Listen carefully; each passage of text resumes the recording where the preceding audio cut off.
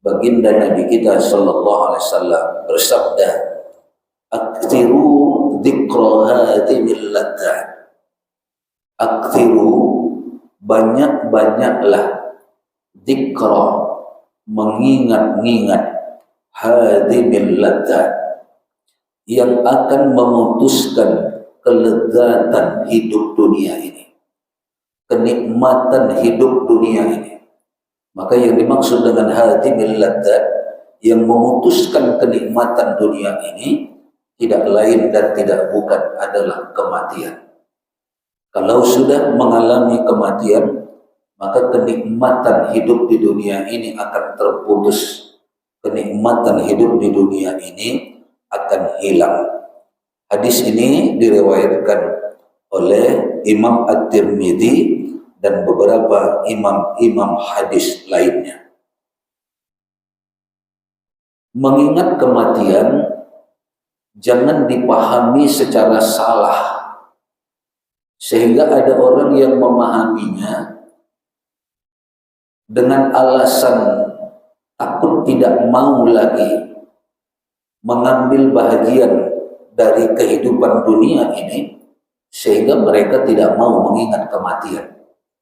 Sama dengan beberapa orang itu memberikan alasan kenapa belum mau menunaikan haji, kenapa belum mau menunaikan umrah. Alasannya selalu masih mau bebas, Ustaz. Karena menurut dia, kalau sudah berhaji dia akan terpenjarakan.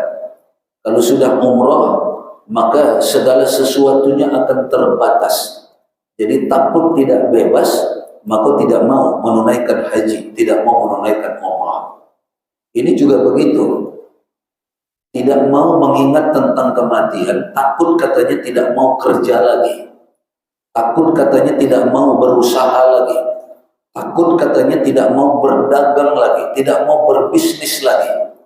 Ini contoh memahami, ingat kepada kematian itu dengan pemahaman yang salah.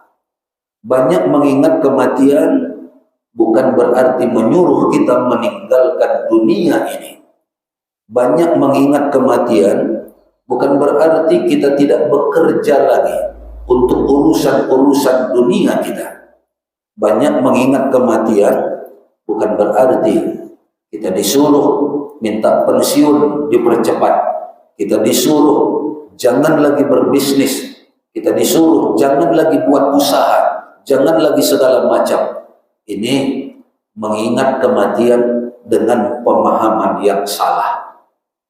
Lalu bagaimana kita mengamalkan tuntunan Allah dan Rasulnya tentang perintah banyak-banyak mengingat tentang kematian? Dan untuk apa gunanya kematian itu diingat-ingat selalu? Maka Bapak dan Ibu jamaah yang dirahmati oleh Allah Subhanahu wa taala, mari kita lihat dulu beberapa firman Allah di dalam Al-Qur'an. Di antaranya Allah mengatakan, "Wabtaghi fima ataqallahu ad-daral akhirah." Carilah untuk bekal di kehidupanmu darul akhirah, di negeri akhirat nanti, kata Allah. Wala tansa, tapi jangan engkau lupakan nasibaka minad dunya, bahagianmu di dunia yang sudah Allah sediakan. Allah perintahkan kita mengejar bekal sebanyak-banyaknya untuk kehidupan darul akhirah, di negeri akhirat kita. Tapi kata Allah, wala tansa, jangan lupa. Wala tansa, jangan kau tinggalkan. Wala tansa, jangan kau biarkan. Nasibaka minad dunya, bagianmu untuk di kehidupan dunia. Tidak Allah perkenankan kita lupa akan bahagian kita di dunia, lalu harus meninggalkan dunia. Maka itu tadi kita sebut, itu pemahaman yang keliru tentang memaknai perintah banyak-banyak mengingat kematian.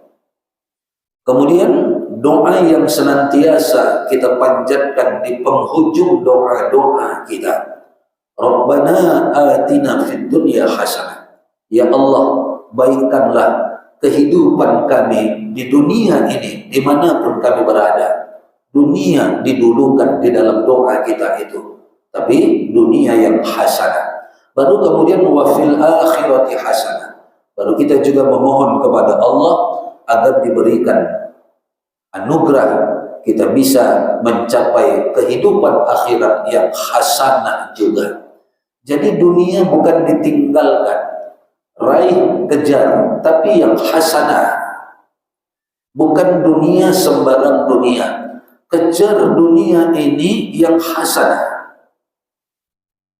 Ketika membahas ini, ada seorang jamaah kita yang dia kebetulan usahanya bisnis jual beli mobil. Dia punya dealer sendiri. Lalu mendengar ini, apakah saya tinggalkan pekerjaan saya ini, Ustaz? Saya bilang jangan, tidak. Bukan begitu cara mengingat kematian. Terus jalankan bisnis ini, terus jalankan usaha ini. Tapi ingat, ketika berangkat dari rumah menuju ke kantor dealer tempat kita kerja, niatkan beribadah kepada Allah. Kemudian selama di tempat kita kerja, di tempat bisnis kita, jangan lakukan yang macam-macam. Jangan lakukan yang salah-salah. Jangan lakukan yang dilarang-larang oleh agama. Bisnis jalan terus, tapi jangan lakukan sistem dagang yang di dalamnya ada tipu menipu, ada bohong membohongi atau lain-lain sebagainya. Lakukan yang seperti itu. Nanti yang terakhir saya bilang yang ketiga, kalau sudah berhasil, maka keberhasilannya itu kembalikan kepada Allah Subhanahu wa Ta'ala. Bagaimana caranya? Bantu yang perlu dibantu dari hasil bisnis dan usaha kita tersebut. Jadi mengerjakannya karena Allah. Lalu selama menunaikan pekerjaan itu, lakukan sesuai dengan tuntunan dan perintah Allah dan Rasulnya. Lalu setelah itu hasilnya kembalikan juga kepada Allah. Jangan tinggalkan itu. Nah, maka dari itulah cara makna mengingat kematian. Kenapa kita lakukan berangkat dari rumah niat beribadah kepada Allah? Kita khawatir nanti kematian datang ketika kita dalam perjalanan menuju tempat kerja kita. Kalau kematian itu datang, maka karena kita melakukannya niat beribadah kepada Allah, itulah yang kita dambakan husnul khatimah. Kemudian selama mengerjakannya diperlukan ingat kepada kematian dalam arti di kantor kita pun kita bisa mati, di tempat berdagang kita pun kita bisa mati, di tempat bisnis kita pun kita bisa mati. Maka kalau ingat kepada itu, kita tidak akan melakukan, ya katakan kurang mengurangi takaran, kurang mengurangi timbangan, membohongi orang lain dalam jual beli. Pasti itu tidak kita lakukan. Kenapa? Karena ingat kematian tadi.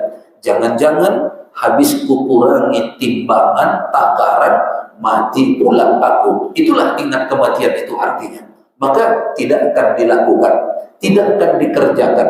Kalaupun dia meninggal ketika itu, itulah dia husnul khatimah.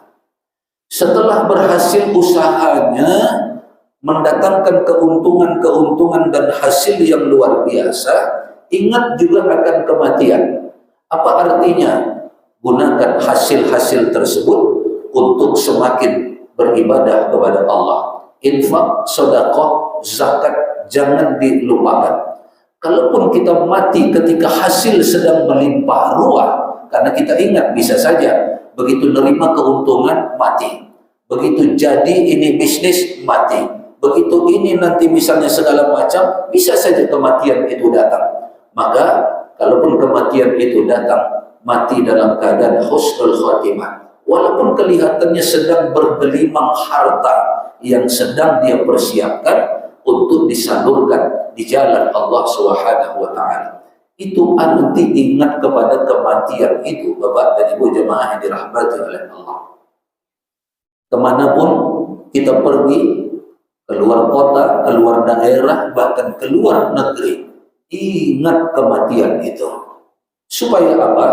Supaya ketika kita berangkat, niat kita karena Allah. Ini safar, ini perjalanan yang diridhoi oleh Allah. Maka karena kita niatkan itu karena Allah, kita pun tidak khawatir kalau nanti dalam perjalanan akan datang yang namanya kematian. Kalaupun dia datang, husnul khotimah. Karena perjalanan itu kita niatkan dalam rangka beribadah kepada Allah. Selama di tempat tujuan, jangan macam-macam. Ingat kematian. Bisa saja ketika berada di Singapura mati. Bisa saja ketika berada di Thailand mati. Bisa saja ketika berada di Amerika mati. Maka di sana jangan macam-macam. Jangan ada pikiran, oh nggak ada orang kampung, oh nggak ada tetangga, oh nggak ada yang kenal, oh nggak ada yang tahu. Maka bebas. Ini Thailand, negeri bebas. Lakukan semua, lakukan semua. Kematian datang, hanyutlah dia. Su'ul khatimah. Tapi kalau dia ingat di sana, kematian bisa datang di sini, kematian bisa datang di kamar hotel ini, maka karena ingat akan itu, kita tidak akan macam-macam di tempat kita safar itu. Di tempat kita berpergian itu, kita akan jaga diri kita. Bukan justru dijadikan kesempatan ini. Kapan lagi dinas luar kalau enggak sekarang? Kapan lagi ini macam-macam nih di hotel-hotel ini? Kapan lagi kesempatan macam-macam ini di bar ini, di diskotik ini? Itu tanda tidak ingat kepada kematian. Kalau dia ingat kepada kematian, maka di sana pun dia akan tetap ingat kepada Allah. Dia jaga dirinya. Jangan-jangan ketika baru dari diskotik mati pula. Itu yang dia takutkan. Maka tidak dilakukannya itu. Jangan-jangan ketika macam-macam di hotel ini, kematian datang pula. Su'ul khatimah. Itu yang membuat dia takut. Itulah makna positif mengingat-ingat kematian. Ketika mau diajak orang misalnya menebar fitnah, menebar ghibah, oh dia ingat tentang kematian.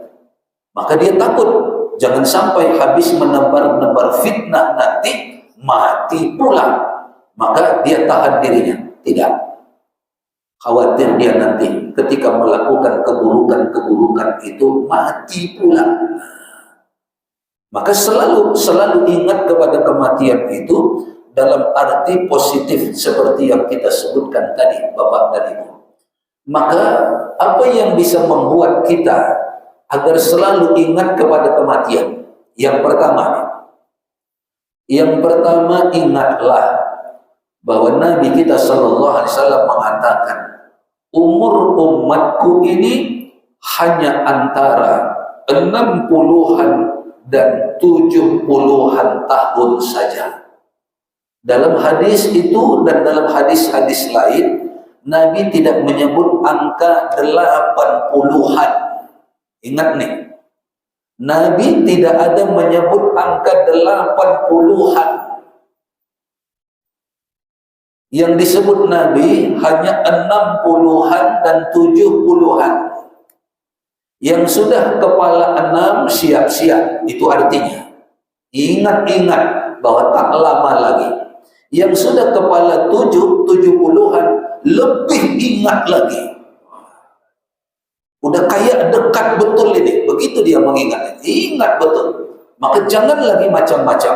Lakukan yang Allah perintahkan. Lakukan yang Allah ridha. Jangan lakukan yang Allah tidak suka. Kenapa? Karena saat detik-detik sudah dekat. Kalau ada yang kebetulan lewat 80-an, ucapkan selamat datang selalu kepada dia. Selamat datang wahai kematian. Engkau ku tunggu dan ku nantikan. Jangan ada lagi yang sudah 70 tapi kayaknya Abu Haji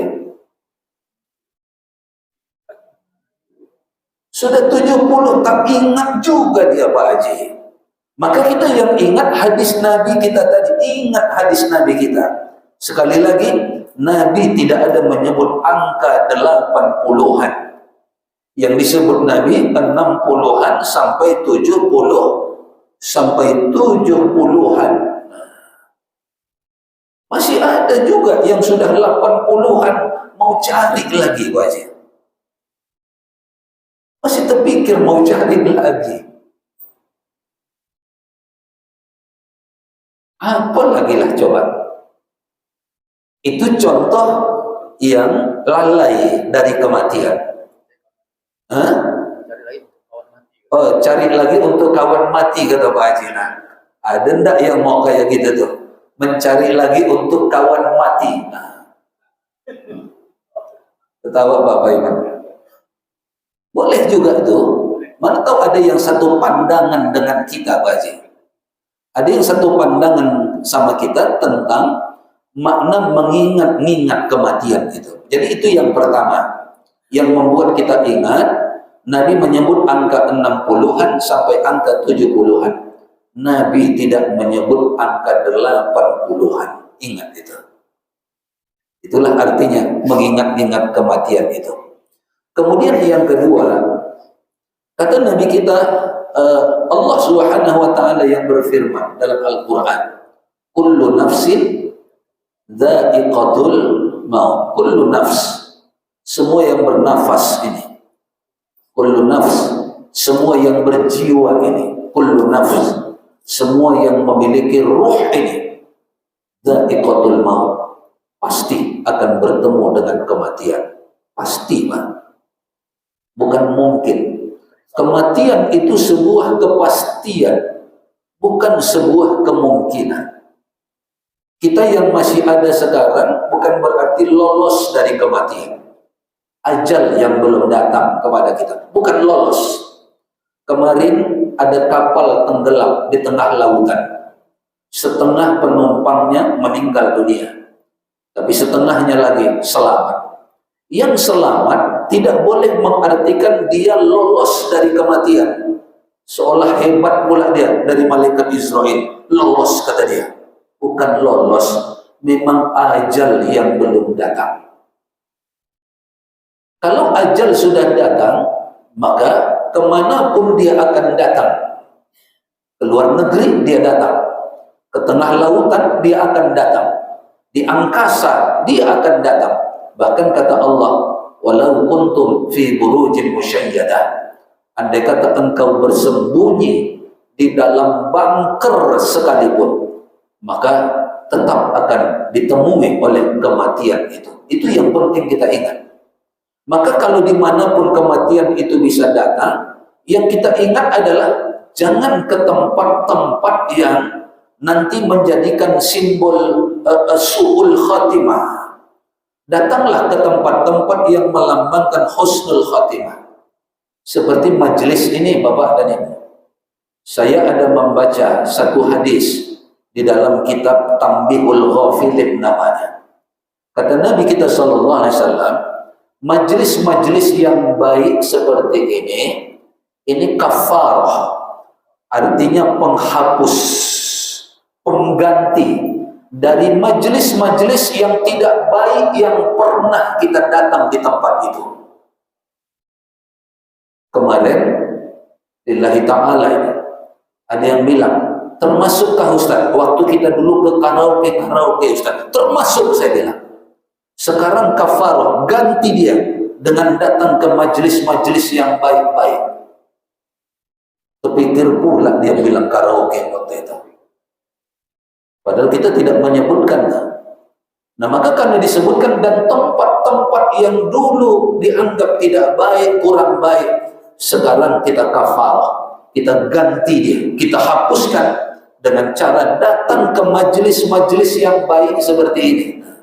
Sekali datang ke majelis ini, terhapus karaokeannya dulu. Sekali datang ke majelis ini, terhapus dulu mungkin dia pernah entah ke tempat mana dia datang. Sekali datang ke tempat ini, terhapus mungkin di mana dulu dia pernah berada. Nah, itu dalam kitab Tambihul Ghafilin, saya baca itu, saya lihat ada hadis Nabi yang menyatakan seperti itu. Nah, maka dari itu yang kedua, yang kita ingat bahwa semua akan mati. Tidak ada yang bebas, lepas, lolos dari kematian itu. Baru kemudian yang ketiga, Bagaimana cara kita mengingat kematian? Yang penting kita ingat adalah kita tanamkan di dalam hati kita, kalau ajal sudah datang, tidak akan dapat dimajukan walau sedetik pun, dan tidak akan dapat dimundurkan walau sedetik pun. Allah yang menyatakan itu dalam Al-Quran, فَإِذَا جَاءَ أَجَلُهُمْ لَا يَسْتَأْخِرُونَ سَاعَةً وَلَا يَسْتَقْدِمُونَ. Apabila ajal itu sudah datang, maka dia tidak dapat dimundurkan walau sedikit pun, dan tidak dapat dimajukan walau sedikit pun. Nah, maka dari itu yang penting yang kita ingat-ingat, Bapak dan Ibu jamaah yang dirahmati oleh Allah Subhanahu wa taala. Nah, baru kemudian ini yang terakhir dari pembahasan ini, ada satu hadis Nabi kita sallallahu alaihi wasallam dalam kitab kita ini di halaman 222. Satu hadis yang bersumber dari sahabat Ibnu Umar radhiyallahu an. Hadis ini diriwayatkan oleh Imam Ibnu Majah dan beberapa imam hadis lainnya. Kata Ibnu Umar, kuntu ma'a Rasulillah sallallahu alaihi wasallam. Ketika itu aku bersama Rasul sallallahu alaihi wasallam. Faja'a rajulun minal ansar. Maka datanglah seorang laki-laki dari golongan Ansar, artinya penduduk asli kota Madinah. Fasallama 'ala Nabi sallallahu alaihi wasallam. Kemudian laki-laki itu mengucapkan salam kepada Nabi kita sallallahu alaihi wasallam. Tsumma qala. Kemudian setelah dijawab Nabi salamnya, dia pun berkata kepada Nabi, qala ya Rasulullah, wahai Rasulullah, ayyul mu'minina afdal. Siapakah orang mukmin yang afdal itu? Ayyul mu'minina afdal. Siapakah orang mukmin yang memiliki afdal, keutamaan, afdal, memiliki kelebihan? Siapakah orang mukmin yang memiliki keutamaan dan kelebihan di antara mukmin-mukmin yang lainnya? Qala, maka Nabi kita sallallahu alaihi wasallam menjawab, ahsanuhum khuluqa. Siapa yang paling baik di antara kalian khuluqa, akhlaknya. Mukmin yang khuluqa, ahsanuhum khuluqa, yang baik akhlaknya, inilah mukmin yang memiliki kelebihan dalam pandangan Allah di sisi Allah dibandingkan dengan mukmin-mukmin lainnya. Maka jika kita ingin menjadi seorang mukmin yang afdal, seorang mukmin yang memiliki keutamaan dan kelebihan di sisi Allah Subhanahu wa taala, maka artinya kata Nabi kita, perbaikilah akhlakmu, perbaikilah akhlak kita, baikkanlah selalu tingkah laku kita. Maka akhlak itu akan menentukan keutamaan kita. Kalau sudah tidak berakhlak, maka walaupun dia mukmin, walaupun mungkin dia alim, berilmu dan lain sebagainya, maka dia tidak akan memiliki keutamaan-keutamaan, tidak akan dianggap mukmin yang afdal di sisi Allah Subhanahu wa taala. Baru kemudian qala, dia bertanya lagi kepada Nabi kita, fa ayyul mu'minina aqyas, dan siapakah mukmin yang cerdas? Tentu cerdasnya bukan cerdas secara akademik yang dimaksud. Yang dimaksud adalah cerdas secara spiritual. Kalau cerdas secara akademik, maka siapa yang paling tinggi gelarnya, maka dialah yang dianggap paling cerdas. Siapa yang profesor, siapa yang doktor, siapa yang master, siapa yang sarjana, maka dialah yang dianggap cerdas. Tapi itu secara akademik.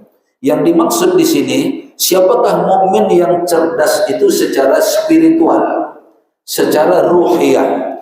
Maka qala, Nabi kita menjawab, mukmin yang cerdas itu adalah aktsaruhum lil mauti dzikra. Aktsaruhum, yang paling banyak di antara mereka, yang paling banyak di antara mukmin-mukmin itu lil mauti, kepada kematian, dzikra, dia senantiasa ingat.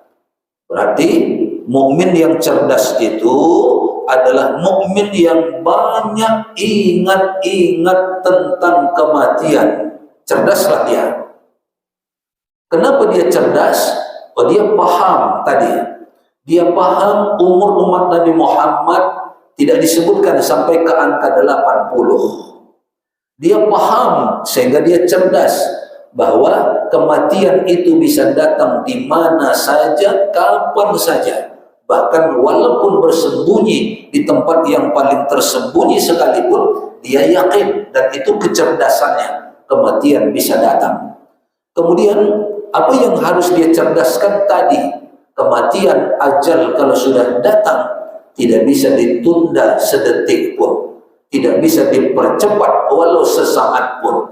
Tapi kalau dia belum saatnya datang, ajal itu, kematian itu, maka walaupun dia tadi kapalnya tenggelam di tengah lautan, dia tetap bisa selamat. Walaupun misalnya dia terbakar di sebuah kebakaran besar, dia tetap bisa selamat. Kenapa? Karena ajal yang belum datang. Itu yang membuat dia cerdas, sehingga dia selalu berhati-hati. Kalau ini kulakukan nanti aku mati, matiku akan suul khatimah, maka tidak akan kulakukan. Kalau ini yang kukerjakan, andai kata nanti aku mati, matiku akan husnul khatimah, maka ini akan terus dia kerjakan. Itulah yang cerdas itu. Maka yang tidak ingat tentang kematian ini, yang lawan jadi cerdas. Begok namanya.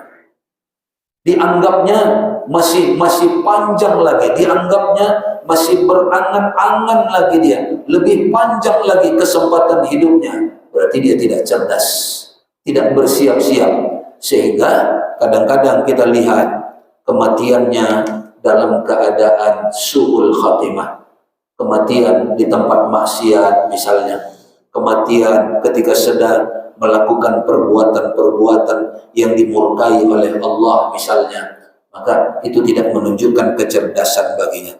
Nah, jadi yang pertama, mukmin yang cerdas itu yang banyak ingat tentang kematian. Lalu kata Nabi kita, ternyata tidak satu mukmin yang cerdas itu. Kata Nabi yang kedua, wa ahsanuhum lima ba'dahu isti'dadan. Siapa yang terbaik di antara mereka akan persiapannya setelah kematian itu. Jadi yang cerdas itu secara spiritual ada dua.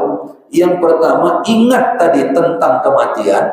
Yang kedua, dia ingat apa nanti yang dibutuhkan setelah kematian. Kalau dia ingat kepada kematian, tapi tidak ingat apa yang dibutuhkan nanti setelah kematian, dia ceroboh namanya, bukan cerdas. Tidak dia siapkan nanti setelah kematian apa yang diperlukan, setelah kematian apa yang dibutuhkan, setelah ini nanti apa yang dibutuhkan, maka perlu kecerdasan. Ini sudah ada isyarat nih dari BMKG akan terjadi kemarau panjang. Apakah termasuk di daerah kita? Wallahu a'lam.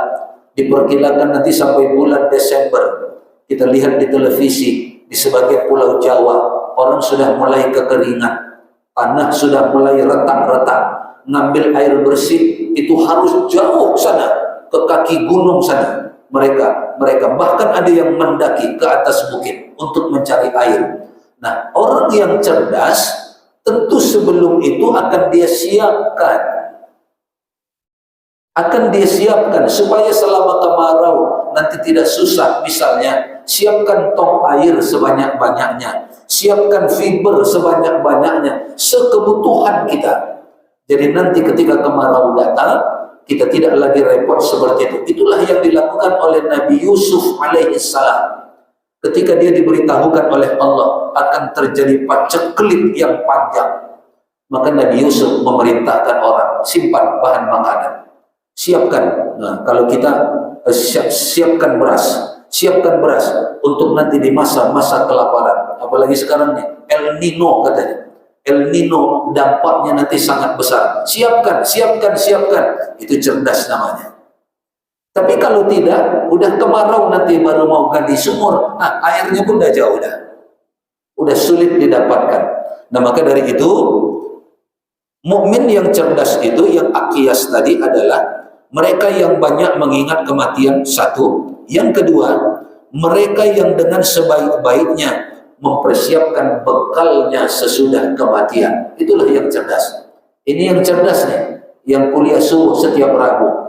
Yang tak pernah kuliah subuh setiap Rabu berarti kurang cerdas, tak siap-siap dia, Pak. Apalagi kalau dia berpikir, kan masih ada Rabu depan Ustaz, berarti nggak kenal dengan kematian tadi. Berarti tidak ingat dengan kematian tadi. Rabu depan masih ada Ustaz, nggak tahu dia kematian bisa datang Kamis, tidak tahu dia kematian bisa datang Jumat, kematian bisa datang Sabtu, kematian bisa datang Ahad, tak sampai hari Rabu. Nah, itu yang dia tidak ingat itu, yang tidak paham itu. Oh nantilah Ustaz, nunggu pensiun kata dia. Dia tidak tahu, yang belum pensiun pun banyak yang pensiunkan oleh malaikat Israel. Nah maka dari itu, kata Nabi kita akhirnya, ulaikal aqyas, ulaika, mereka itulah yang disebutkan yang dua tadi, al-aqyas, orang-orang yang cerdas. Dalam arti tadi,